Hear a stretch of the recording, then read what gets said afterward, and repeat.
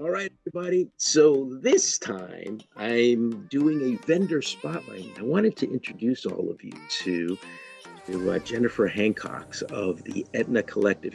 A lot of people come to me for a lot of things. And one of the things I wanted to do is I've gotten this request actually a few times is, do you have an appraiser? And not the real estate appraiser, because you guys know that I do mortgages, but they want to appraise maybe fine art, or you want to have jewelry appraised and you don't know where to go. Well, guess what? We have Jennifer on today, so I'm going to be asking her some questions. So thank you so much for jumping on, Jennifer. How's your day going so far? Going fantastic. Thanks for having me. Absolutely. So many things changing, right, this year. So, on that vein, are you seeing a lot of people contacting you to try to sell a lot of stuff? Because I mean, unfortunately, the economy's going through a tough time, and I just read this morning that credit card debt is up 15%, and so it's historically very, very high. Are you seeing a lot more of that? People selling stuff and wanting to get things appraised?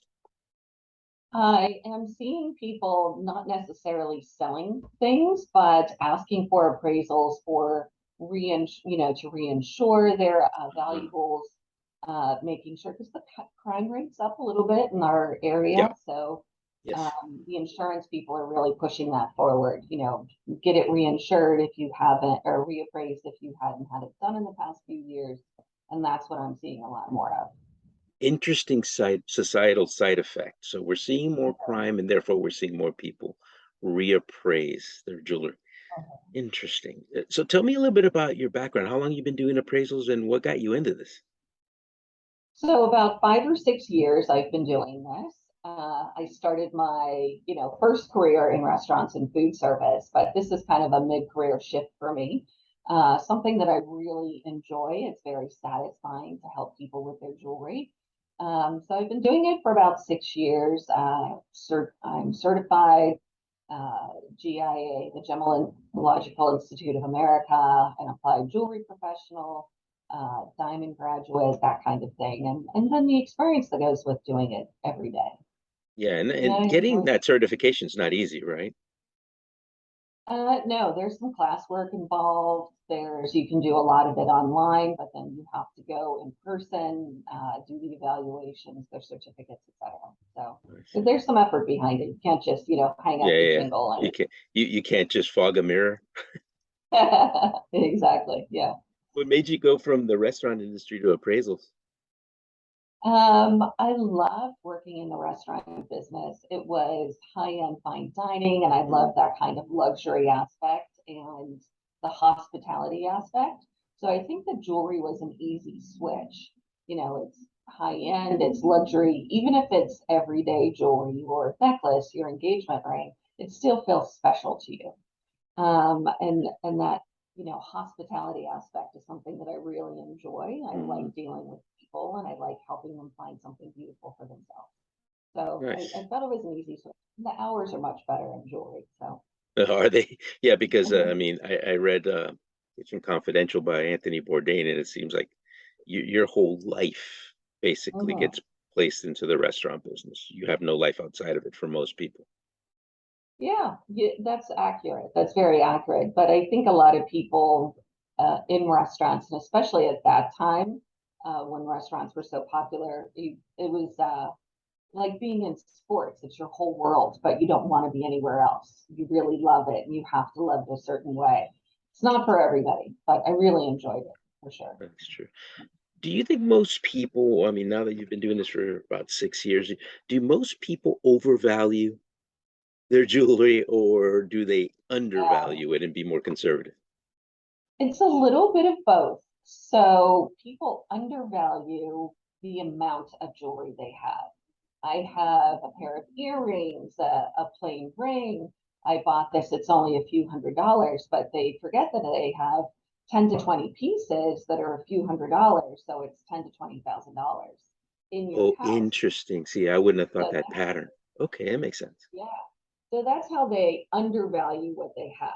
If you're covering it under insurance, insurance won't cover that value. Um, Whereas if you inherit jewelry from your parents, your grandparents, your favorite auntie, they tend to overvalue each individual piece. Just because it's old doesn't make it inherently more valuable. So it's a little Okay. bit of both. That's a very good question. It's, yeah. So that's an interesting segue into, are most of your appraisal estate appraisals where you're going in to appraise maybe a deceased person or person's jewelry? I'd say I do about 65 to 70% of estates, Wow. because your own jewelry, you know what it is. You have a receipt, you know, you're at this, you know, mid-age range, 30 to 50, you're being accurate with your records. But as, you know, the parents or the grandparents get a little older, they're not updating the records. I see. They're not writing down what everything is. Is this strand of pearls that grandma wears every day really valuable? And that's why she wears them every day, never takes them off? Or are they inexpensive pearls that go with everything? You know, and they cost her $50 at Macy's. Right. So, you know, that's the real question. That it's not, you know, you're not documenting things as accurately when you're 80. So people Yeah. don't know what's in there. So that's what I do a lot of. But I also do a lot of appraisals for new jewelry. I bought Hmm. this, they didn't give me an appraisal for it, or my insurance company said they want appraisals for things that are $2,000, $3,000, $4,000 or more, and all I have is the receipt from the store I bought it from. Oh, interesting. That's not something I would have thought of. Huh. So what are three things that you tell people as an appraiser to do with their jewelry? Beside, one of the things you kind of gave a little hint is obviously you want to catalog everything, right? Right. So I think we'd all like to believe that we're better at keeping records and documenting and keeping the receipt with it. So even if you keep a folder or a plastic envelope or something with the receipt in it of what you bought, nowadays what I tell people is to take a picture of the piece of jewelry and the Sure. receipt next to it and put it on your Google Drive or your Dropbox, because that way somebody in the family can access it. I also tell people when storing their jewelry to keep the pieces in individual baggies or boxes or something. Because what happens is even if you don't wear it, they rub against each other, and that's wear and Right. tear on the jewelry. The other thing that's really important, that's the third thing, is examining your pieces periodically. Every 5 years, take a look, get them repaired, get it reappraised if you need to. Because a lot of people will buy a piece of jewelry, get it appraised, for an example, an engagement ring, and then not appraise it for another 20 years. But 20 years ago, the price of gold and diamonds is drastically different than it is now. That's true. Uh, Diamonds don't lose value, not like real estate. Gold goes up and down, but not tremendously. So if you had something appraised for $5,000, you know, 20 years ago, it could be $15,000 now. That's true. Is there a way that you recommend people store their jewelry? You mentioned something about baggies. There are different, but in the jewelry business, we have little plastic baggies, not unlike what you see on television. Drug dealers have there, these little plastic They use baggies. the So same baggies. be mindful. Right. Exactly. Um, but a lot of people keep it in a jewelry box, and it's usually like a tray, and there's all this Right. jewelry, and they all pop together. So the kind of jewelry box that has little individual squares is great. A way to hang up chains or something like that. Pearls should be laid flat because the silk will stretch out and you can get those restrung.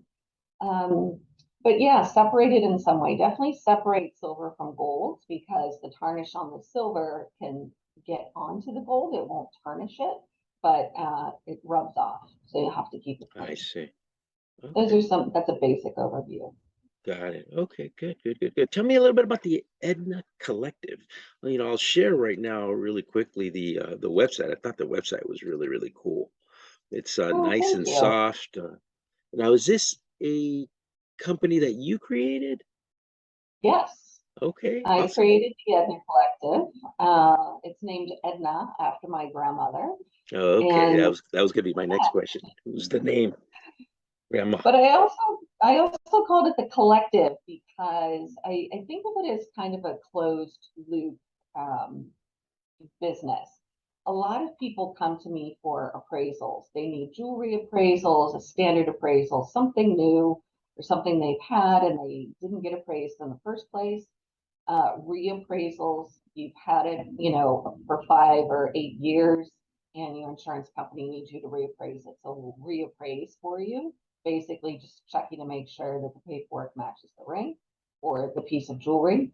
We do the shoebox appraisal, which is that giant box of stuff that you inherited from your favorite auntie. Um, and a lot of times what happens with the appraisals is people will have a piece of jewelry that they want to redesign into something else. Maybe the style's old or the setting's damaged. And that's something we do here at the Edna Collective. We have a couple different designers that help redesign jewelry for you and then turn it into a piece that you love and will wear, again and again. So that's the two parts of my business. And all these designers, they're great and they're artistic, but they're not out there promoting themselves the way that a salesperson would. So I have that other aspect. So, you bought something that they designed. Well, here's this line that they created. If you really like that design, maybe you'll purchase something from them.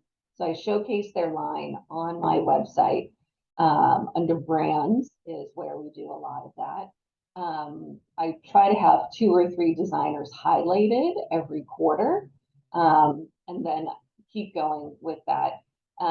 If you click on, say, Rosy Sky or Michaela, either of those, Rosy Sky, for example, we're doing a trunk show this month, actually this coming Thursday, with this person, Patty. She does this great design. She does a lot of nautical, marine life. She's out on the coast on Half Moon Bay. And she created Pretty. all of these, Yeah, really gorgeous very stuff. cool stuff. So these are not these are not artists that are working for you. These are ones that you showcase in the, of course, collective, right? Yes. Okay, It's a awesome. great way to identify local designers, Yeah, women designers, people of color, to really get out into the different jewelry stores in our local area. okay. Tell us about this trunk, the trunk shows. What are those? It's an interesting concept. Right. So we try and have a trunk show every month featuring a different designer. So right now we have Rosie Sky, who's going to be at Myers Jewelers in Redwood City. October right now is open. November is going to be Lisa Kramer Vintage Designs. And then in December, holiday shopping, we're going to have Michaela, and she's also already booked for July. Okay. So the trunk show back in the day, designers or seamstress, tailors, etc., go around to different stores with a trunk. There'd be kind of a sale, the original sale. They'd open up the trunk. Regular customers would come and buy things out of the trunk. At the end of the day, they'd close it, move on to the next store. So Oh, this is interesting. kind of the same thing that we're Okay. doing. Mm-hmm. Oh, cool. Just trying to showcase these local designers to, local jewelry stores, combining, the mailing list of the designer, the jewelry store, and my mailing list to really get more exposure to both the designer and the jewelry store. Because it's been hard the past few years, and Yeah. everybody's looking for a new and kind of fun way to showcase and bring in more customers. I think that's very clever, very creative.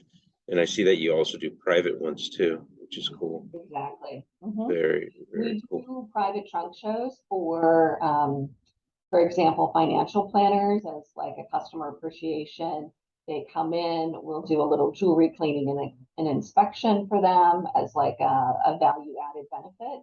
And then we'll also have a trunk show displaying 1 or 2 jewelry designers for their clients. If they want to buy something, we do a special discount. We also do the same thing for like estate attorneys, real estate companies, that kind of thing. Yeah, that's very, very clever. That would be something that maybe I would be interested in doing myself. Okay. It's a great, great idea. Well, excellent. Well, thank you again so much. This opened up. It just went Who knew there was so much involved in appraisals? Now, do you only do jewelry or do you do fine art as well? So I only do jewelry, but that's all kinds of jewelry. Right. Everything from brand new vintage rings, earrings, pearls, loose gemstones I'll even do. Oh, okay. Um, I don't do watches because that's such a specific thing, or coins, which is what some people ask for. But I have two really good friends. One does only watches, and one is, that nerdy guy that loves the coins that can spot them like a mile away and can tell you exactly how much Totally. they are. So yeah, so if somebody's looking for that, I can definitely recommend. So But you yeah, have I a don't watch and a coin whisperer that can do each exactly. one. Okay. All right. Fantastic. And I see that you have your number right there. So that's one way to get a Yeah. hold of you. What's a great email that people can use to get a hold of you as well? Sure. So it's Jen at the Edna Collective. So you can go on the website, you can contact us, reach out that way, but I try to make it as easy as possible. Jen, Easy, Jen. easy is best always, in my opinion. Keep it easy. So the Edna Collective.com, or you can call her there, Mhm. or Jen at the Edna Collective.com. Well, thank you again so much for opening up our worlds here to appraisals and jewelry. And I look forward to speaking with you again. And maybe let's do a trunk show. Let's Awesome. do a That'd be live feed on at a trunk show. How about that? that would be A Facebook amazing. That Live sounds great. right from a Yeah. trunk show. Excellent. I'll go ahead and coordinate that with you. So thank you again so much. There you go, everybody. So if you're looking for an appraisal or you just want to kind of know what your jewelry is worth, there you go. Contact Jennifer today and she'll take great care of you. Thanks, everybody. And thank you again, Jennifer. Take care.